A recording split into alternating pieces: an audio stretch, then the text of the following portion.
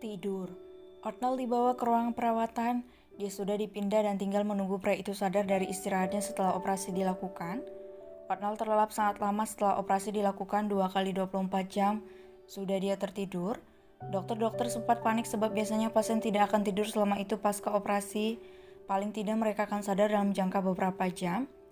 Namun setelah diperiksa kembali, otak Otnel menunjukkan kalau dia sedang istirahat panjang setelah sekian lama begadang dan tidur tidak teratur menyikat otak dan sel-sel di tubuhnya.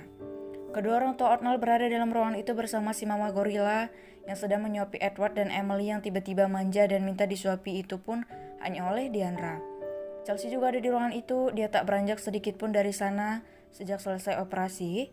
Hati dan pikirannya tidak tenang memikirkan segala kemungkinan yang terjadi ketika operasi dilakukan. Kelihatannya operasi memang sukses dilakukan, namun Otnel terlelap terlalu lama dan itu aneh bagi Chelsea. Dia takut apa mungkin dia melakukan kesalahan saat menyentuh saraf-saraf vital di bagian leher Otnel kala itu dan hal ini membuatnya gusar. Chelsea menatap Otnel, memeriksanya berkali-kali, berjalan ke sana kemari dan selalu berada di dekat Otnel. Hal ini tentu membuat pasangan Park menangkap semua yang dilakukan Chelsea. Bagaimana dia begitu khawatir dan sorot mata tulus itu begitu terlihat. Seseorang tiba. Dia tak lain adalah Sylvester, ayah angkat Otnel, yang datang sambil menenteng beberapa bungkus makanan untuk mereka semua dan pesanan Diandra yang tiba-tiba ingin makan sate ayam hari ini. Aku tiba, ucapnya diikuti oleh David yang juga turut serta bersama pria tua itu. Pasco dan Joy akan datang menyusul karena ada beberapa urusan yang harus diselesaikan Pasco terkait kakak iparnya Amelia. Sayang, satenya mana? Suruh Diandra dengan penuh semangat saat melihat suaminya tiba. Ini papa bawakan, ucap Sir Petra. Papa, kenapa bukan Kak David? Tanya Diandra heran. Dia malah jadi bahan godaan ibu-ibu waktu kami ngantri di warung satenya. Kau tidak lihat penampilannya acak-acakan. Bayangkan saja dia di kerumunan puluhan wanita yang mencari mangsa. Ada untungnya juga aku keriput. Celutuk Sir Petra sambil meletakkan makanan itu di atas meja. Cak, Pa, jangan bilang-bilang, malu tahu, celutuk David. Itu resiko punya wajah tampan, Pit. Papa Gama juga dulu gitu. Waktu mama hamil Otnel, mama minta papa Gama buat nyariin rujak. Tahu-taunya malah dikejar sama gadis-gadis SMA dikira opa-opa Korea. Celutuk Luna yang malah menertawakan David dan Gama.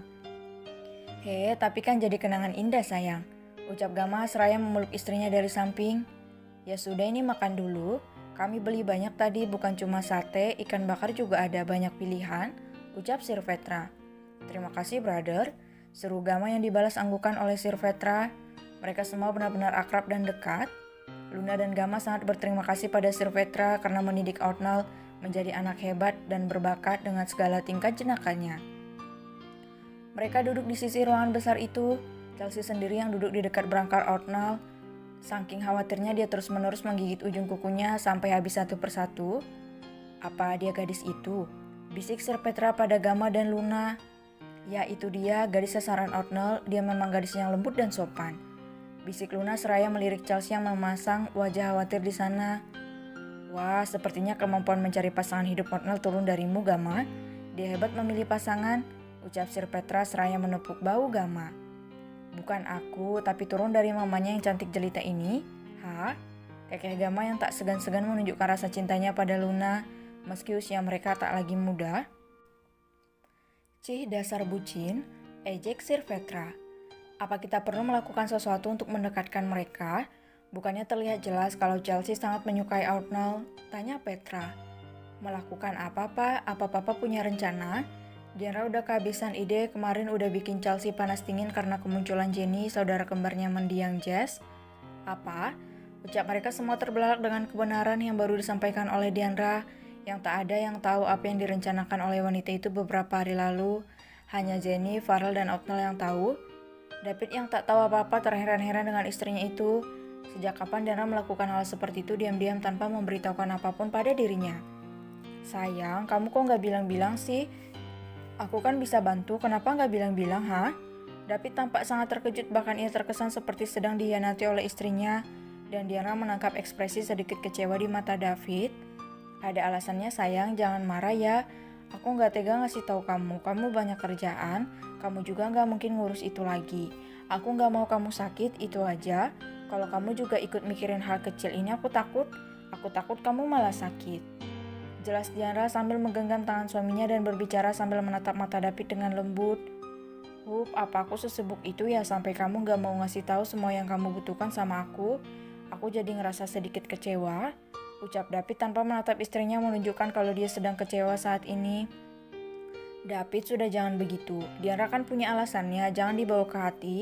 Dia juga melakukan itu untuk kebaikan kamu, ucap Gama membantu Diana agar David tak salah paham. Baiklah, tak apa. Aku tahu tak masalah, ucap David. Seketika suasana menjadi hening, ekspresi David mengatakan kalau dia tidak baik-baik saja dengan hal itu. Beruntung anak-anak jauh dari posisi mereka sehingga keduanya tidak mendengar pembicaraan mereka dan tetap asik dengan kegiatan mereka di sana. Diana melirik suaminya yang dengan diam menikmati makanannya sendiri tanpa bicara sepatah kata pun.